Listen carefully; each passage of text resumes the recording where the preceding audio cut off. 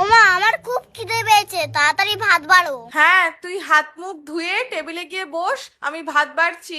ওমা, জানো আজকে ফোড়নের বাড়িতে মাংস হয়েছে।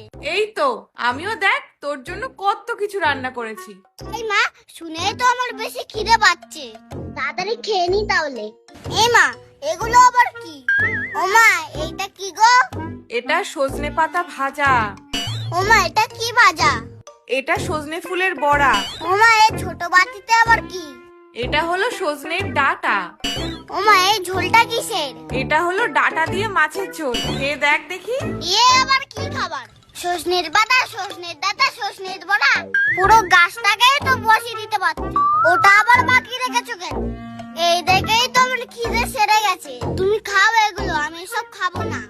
এই সময় এইগুলো খেতে হয় বাবা, এইগুলো খেলে আর অসুখ বিসুখ করবে না। তুই তাড়াতাড়ি খেয়ে নে দেখি। ও আমার সজনি গো, তোকে এখন আমার খেতে হবে। ফোড়নটা কিনা মাংসের হাত চিবাচ্ছে, আর আমি ডেটা। এই দেখো, অফিস থেকে ফেরার সময় ভালো ডাটা পেলাম, তাই একটু নিয়ে এলাম। কাল একটু ডাটা পোস্ত করে তো ভালো করে। ও বাবা, বাবা তুমি কি ডেটা ছাড়া আর কিছু আনতে পারো না? ডাটা তো সারা বছর পাওয়া যায় না বাবা, ডাটা তো এখনই পাওয়া যায়, তাই এখন একটু ডাটা খেতে হয়।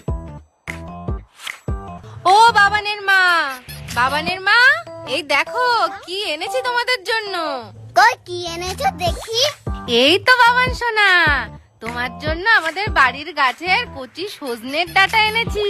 আবার সেই সজনে? আমি এই বাড়ি ছেড়েই চলে যাব। কেন বাবান, কি হয়েছে? তুমি আর কিছু আনতে পারোনি? সজনে সজনে সজনে, তোমাদের ডাটা তুমি বাড়ি নিয়ে যাও, আমাদের লাগবে না।